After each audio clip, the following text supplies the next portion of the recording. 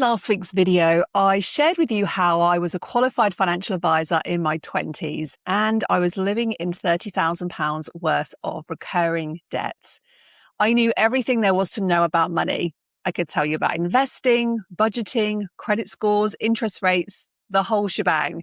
And I was still robbing Peter to pay Paul every single month. What I didn't share with you was that I could see the pattern, I could name it, I could recognize the behaviors.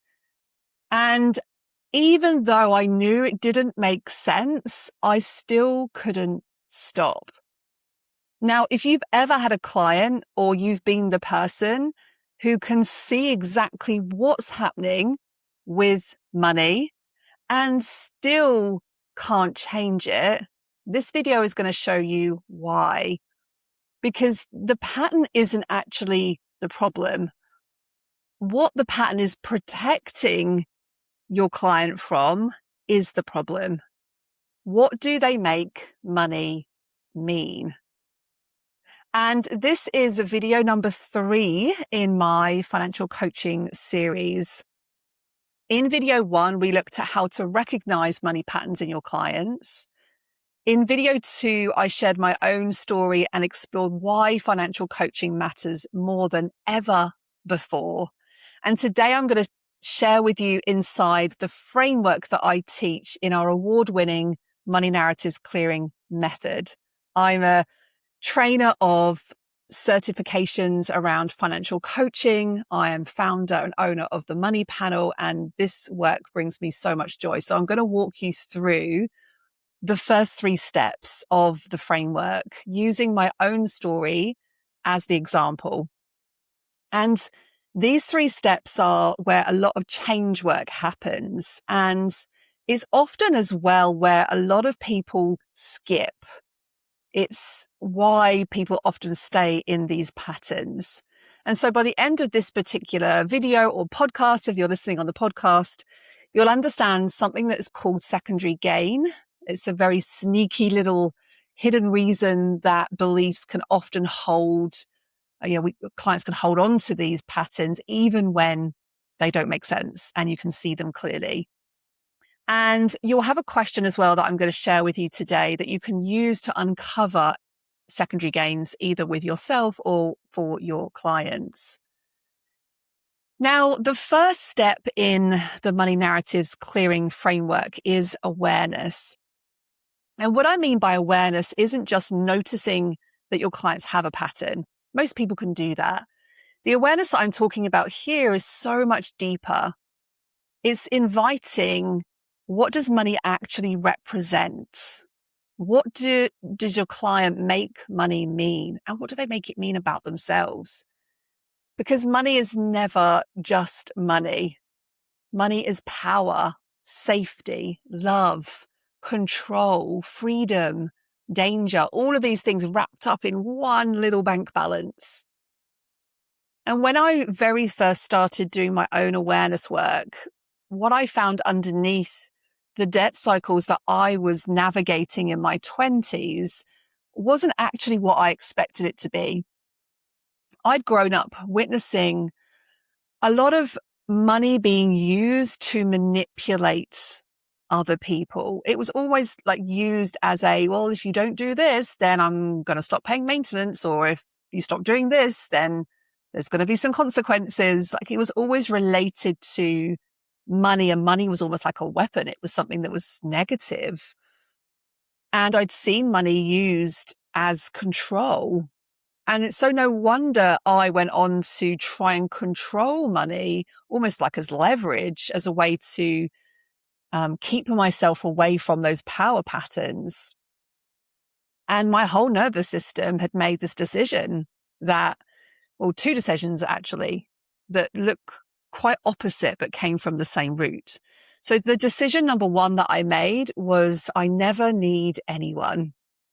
I'm going to be hyper independent, earn my own money, never be at someone's mercy, never be the woman who gets trapped in a relationship. And decision number 2 that I made was give it away, be generous, say yes to everything, Don't hold on to money, because holding money means that you're greedy. And greedy is what people were, that I was seeing examples where money was used in a bad way. The ones who use money to control. And we're seeing this so much at the moment in society, especially with all the cases come up around the Epstein files. Like, there's just so much control with money. And so you might even begin to feel this right now, that, well, I don't want money because I don't want to be associated with bad things. And in my 20s, I was earning frantically. Like, I was making really good money. I was working in a bank. I was earning really great bonuses, and I was spending frantically and giving compulsively. I was the friend who always bought the meal for everybody. I'll get this one, you get the next one, and the next one never came. I was the woman who was overworking and overspending, saying yes to everything and refusing to accept or even ask for any help at all. And the debt cycle for me was the inevitable result of those two patterns running at the same time. The stress from all of the overworking created this need for a release that the spending then provided. Now, here's what I want you to notice as a professional, whether you're a coach, a financial professional. Before I did this work, I used to say things like, I'm bad with money and I should know better. I hear this a lot from students in our coach certification. Well, I'm a financial advisor. I should know better. I'm an accountant. I'm a bookkeeper. I should know better. And so it keeps that language. It sounds like it's a fact. It sounds like it's a diagnosis, but it's not. It comes from a place of deep shame. And for me, it was very interlooped with secrecy. I didn't want anyone to know, so I kept it quiet. And so when you hear a client say, I'm bad with money, it is not actually a practical financial statement. It's an identity statement. And identity statements are the gateway to awareness. They tell you that underneath their language, there is a core belief that is running the show when it comes to their relationship with money. And so the first step in the framework is simply to get curious about what is underneath, not in an attempt to fix it, not in an attempt to challenge it, just to see it as it is. And a lot of this comes through pattern recognition, language recognition. There's many, many tools within just this first step that we teach in our program that really supports the holding of this awareness. If you haven't had a chance to listen to last week's episode yet, definitely go watch that one, because we talk in there about language patterns. When clients say things like, I should be good with money, I could do better. There's a lot of shoulding that we do around money. And as we progress through the framework, we get into step 2 and step 3. Now, step 2 is benefits. This is the part that so many people skip. Whether it's money mindset work, we don't go straight from recognizing the pattern to let's fix it. Let's reframe it. Let's replace it with an affirmation. Let's go set some financial goals. It just doesn't work. And you already know it doesn't work because you've seen it. Your client sets an intention. They might write it down. They might write a positive affirmation on their mirror, change their passwords. And then 3 weeks later, they're back in exactly the same pattern. And the reason it doesn't work is because we skipped the most important step. Because before you can release a belief, knowing that you've likely held this belief, your clients held this belief for all of their life, we have to understand, how has it served them? So when I looked at my own patterns with a lot of compassion instead of judgment, I started to see things that I hadn't actually really expected to see. This hyper independence, I'll do it all myself, I don't need anybody else, had kept me safe. It was very interlinked into responsibility. And it had kept me safe. When life felt uncertain, when relationships felt uncertain, when my self-worth felt uncertain, that pattern gave me something grounded to feel safe. And so I could always fall back on, I can just take care of myself. And the overgiving, the saying yes when I actually really wanted to say no, the spending to make other people happy, the lavish gifts I would buy people, the inability to hold on to that money for myself. Well, that pattern had kept me connected, because if I gave, I felt needed. If I'm generous, people will love me. If I don't hold more than anybody else, then I'm not the greedy one. And these patterns were literally, they weren't trying to ruin my life. They were trying to protect me. And when I started to question, how, what could this be costing me? It gave me a completely different perspective on my behaviors and my belief systems. And this isn't just in my story. We see this across the spectrum. There's a very famous clinical framework from psychology that's called the decisional balance. And it shows us part of this step actually in action.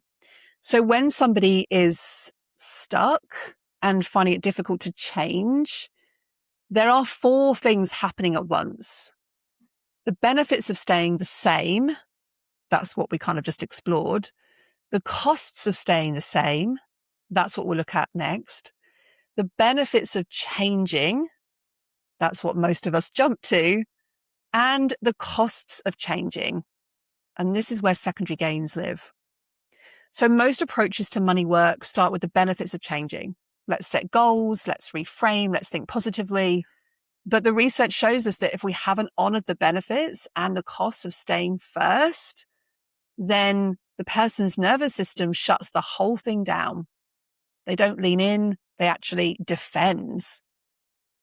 And we can mistake that defense sometimes for resistance when actually it's protection. And this is the very moment that changes everything in a coaching dynamic. When someone stops fighting the pattern and starts really seeing what it was doing for them, something completely changes. Like the shame, just you can see it literally lifting away. And when shame lifts, it gives us access to other emotions. One of the tools we talk about in our certification is the emotional scaling. And when we're working with clients, we're wanting to move them up the emotional spectrum so they're no longer holding on to emotions such as shame, fear, guilt, anger, very low vibrational frequency emotions. And we want to bring them up, obviously, into emotions like joy and gratitude and appreciation and self-actualization. But you can't access those emotions without going through acceptance first. And you can't get to acceptance if you're still holding shame. And this is what's playing out for your clients around money conversations. So if we skip this step, if you go straight from awareness to let's just go change it, then the client's just going to shut down because you're asking them to let go of something that's been keeping them safe. So we have to honor the belief before we release it. That's what makes this framework quite different from a lot of approaches to money mindset, because we don't start by attacking the old belief. We start by appreciating it from a place of love and appreciation. And if you're working with a client around money, or maybe doing this for yourself, there's 3 really powerful questions that can open up this step. The first question is, how has this belief kept you safe? This is the simplest and often the most powerful question. It assumes that the belief has a purpose. And that assumption alone can shift everything. Question 2 is, who did you need to be loved or accepted? Now, this one is very much linked to identity. It's connecting the money pattern to the belonging, and belong is almost always part of the story.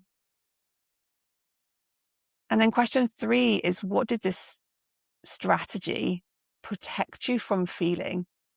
Notice the word strategy, not problem, not bad habit, strategy, because that's what it was. It's a survival strategy. And naming it in that way, in that trauma-informed way, just removes a lot of that shame. So maybe take a moment to pause and write those questions down. Ask yourself those questions.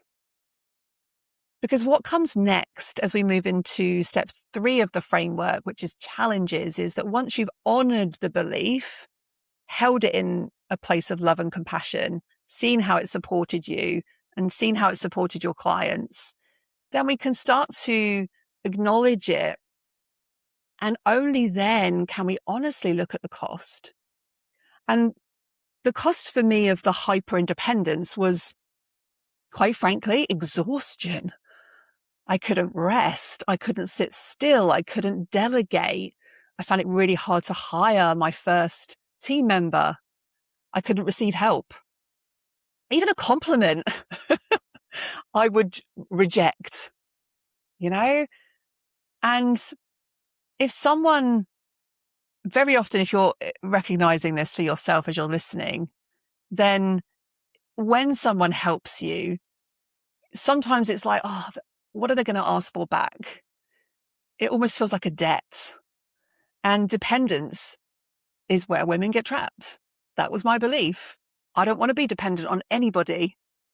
And so the cost of overgiving actually resulted in a lot of resentment and a lot of debt.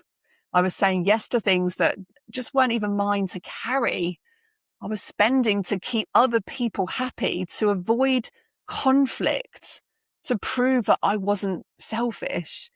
And then every month, the credit card balance went up and up and up. And literally the whole pattern, the cost of this was keeping me in this state of fight or flight with money. And it can bankrupt many people. And underneath both of these patterns was this shame loop. I'd avoid looking at money, which meant that I had to make like less decisions, which meant that when things got worse, it created more shame, which created more avoidance, and round the merry-go-round we would go. So those questions are really, really powerful. And 3 questions that can really help someone to honestly face the cost is, what does this pattern stop you from having? It lets the client name the cost in their words, which is really important. How does it impact and then maybe enter something that's specific to the conversation. How does it impact your pricing? How does it impact your boundaries? How does it impact your savings? And kind of abstract costs are much easier to dismiss, but specific ones aren't. When you relate it to a specific challenge or problem that they've come to you with, much easier to get laser specific on those. And every single pattern has a hidden trade-off. So what is the hidden trade-off is a great question. What is the hidden trade-off? Safety for exhaustion, connection for debt, control for intimacy. It really helps the client to see what that is. And the one thing that really changed how I understood this work, if you take one concept from this entire series, let it be this one. It's called secondary gain. And what is a secondary gain? A secondary gain is an unconscious belief that you receive from maintaining that problem, even when you know you want to consciously solve it. It's not deliberate. It's not a sign of weakness. It's literally your brain doing its job, keeping you safe by maintaining what is familiar. So let me show you what I mean with my own pattern. So I was consciously wanting to get out of debt. And of course I did. But unconsciously, staying in debt was giving me something. The hyper independence meant I never had to be vulnerable with anyone else about money. I never had to trust anybody else. I never had to risk being in a position where money could be used against me. And so the secondary gain was staying in control, kept me safe from being controlled. Whew. And the overgiving meant that I stayed connected. I stayed lovable. I stayed on the right side of the line between generous and greedy. The secondary gain there was like giving everything away meant I never had to face the fear that having money might change who I am, make me like those evil, mean people. And this is why your clients may not be following through with your advice. Not because they don't believe in the advice, there's nothing wrong with your advice, not because they're lazy to implement it, not because they don't understand it even, but because somewhere in their body, in their brain, there's a gain to staying exactly where they are. Maybe staying financially similar to their family maintains a sense of belonging for them. Maybe not earning too much protects a relationship dynamic. Maybe for them to earn more than their partner would challenge that dynamic. Maybe staying in debt keeps them from having to face what they do with their life if money wasn't an excuse anymore. There's some really interesting research as well here on something in psychology called loss aversion. And loss aversion tells us that the potential loss of something feels twice as hard as the gain of having something. So even when the potential gain from changing is so significant, it means we'll be out of debt forever. It means we'll have financial freedom. I can leave my job. I can go on holiday. I can buy that new house. You know, that the loss of the secondary gain, the belonging, the love, the safety, the identity, that registers as double the intensity. Now, the brain is just doing the math here, right? And sometimes the brain will go, no, I'm going to stay where I am. So if you're a financial professional, I'd love to know, can you think of a client who is stuck and whether that stuckness might actually be protecting them from something? And if you're watching this for yourself, what might your pattern be protecting? Drop it in the comments if anything's come up. I always love to reply to your comments. And if there's one question to try this week, make it this one. What would you lose? What would you lose? If that was no longer happening, what would you lose? Contemplate that one. And in video 1 of this series, I gave you a question for pattern recognition. You know, what might you be afraid would happen if this problem was solved? This question opens the door to awareness. Today's question goes a little bit deeper, can be really uncomfortable. And when you've identified the pattern, when you've honored what it's been doing for yourself or for somebody else, one of your clients perhaps, the question that then uncovers that secondary gain is, if this pattern completely disappeared tomorrow, if your relationship with money changed, what would you lose? Not what would you gain, what would you lose? So sit with that, let it land. And remember, this is information. And what it's moving away from is often where the secondary gain lives. And I remember asking myself this question. I actually asked myself this question when I was doing my EFT training. And what came up for me was I'd lose the very part of me that feels safe to be in control. And I'd lose the connection that comes from being the generous one, from being the helpful one, from being the one who never puts herself first. And once I saw that pattern, I wasn't fighting it anymore. I was in conversation with the parts of me that were creating it, the younger parts of me that were creating it. And that's really where I really believe that I saw the most significant change.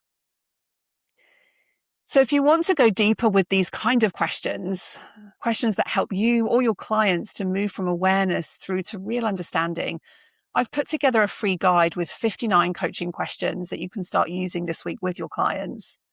I'll put the link in the description. And if you want to see the full framework in action, all 6 steps of the money narrative clearing framework with a real client, then I'm also going to share a coaching demonstration with you. I'll pop that link in the description as well. And you can head to those at themoneypanel.co.uk/coaching questions and themoneypanel.co.uk/coaching demo.